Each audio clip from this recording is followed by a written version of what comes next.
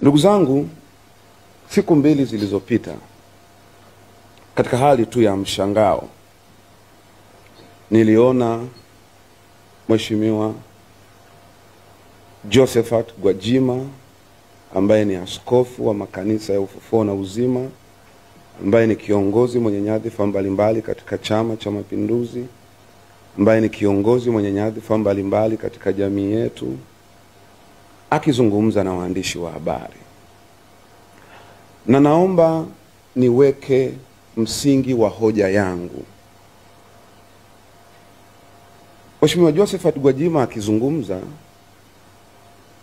alikuja kuzungumza na vyombo vya habari. Cha kwanza alichofanya ni kujivua nyadhifa zake zote alizokuwa nazo. Na kwa wale ambao mtakumbuka, alisema maneno haya, naomba nimnukuu: ninakuja kuzungumza nikiwa sio mbunge, nikiwa sio askofu, nikiwa situmii nafasi zangu zile za chama.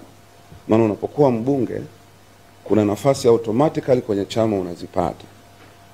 Na akasema nakuja kuzungumza sio katika kofia hizo, anakuja kuzungumza kama Mtanzania, mwananchi wa kawaida ambaye anatumia haki yake ya uhuru wa kuongea, uhuru wa kutoa maoni, kuzungumza.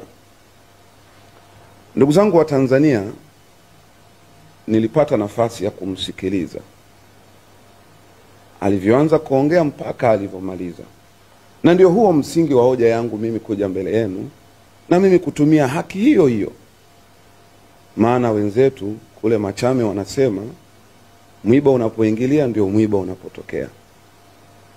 Nakuja mbele yenu sio kwa sababu ya kumjibu. Na hapa naomba nitumie maneno aliyoyatumia yeye. Akiwa anafanya mkutano na vyombo vya habari, alisema anaongea kama raia wa Tanzania, anaongea kama mwananchi wa kawaida. Na mimi leo naomba mniruhusu, ndugu waandishi wa habari, nitoe baadhi ya mambo ambayo ninayafahamu, ninayajua, nimeyasoma, nimeyaona, nimeyaishi maisha yangu ya kawaida kama raia na kwa nafasi zangu za uongozi nilizokuwa nazo.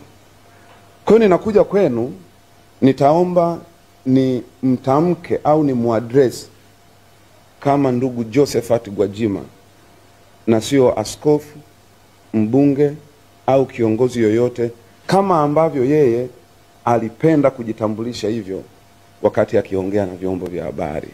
Kwa hiyo mtaniruhusu wakati naongea, ninapotaja ndugu Josephat Gwajima, sio kwa sababu namvunjia heshima.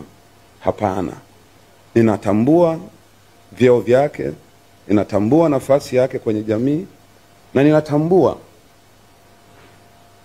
nafasi yake alionayo kwenye familia yake. Lakini kwa kuwa alivyokuja kwenye vyombo vya habari alitamani atambuliwe kama ndugu Gwajima, mwananchi wa kawaida, basi na mimi nitakwenda upande huo.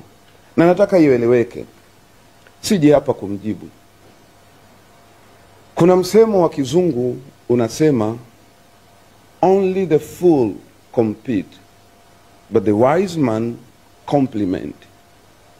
Mimi ninakuja, sijui jamii itakavyoona, aidha nina compliment kile alichokiongea, lakini sitaki kukompiti na kiongozi mkubwa wa aina hii, kwa sababu sio mafunzo yetu tuliopewa. Nitaweka hoja, nitazungumza, alafu wananchi wataangalia tulichozungumza. Cha kwanza kilichonisikitisha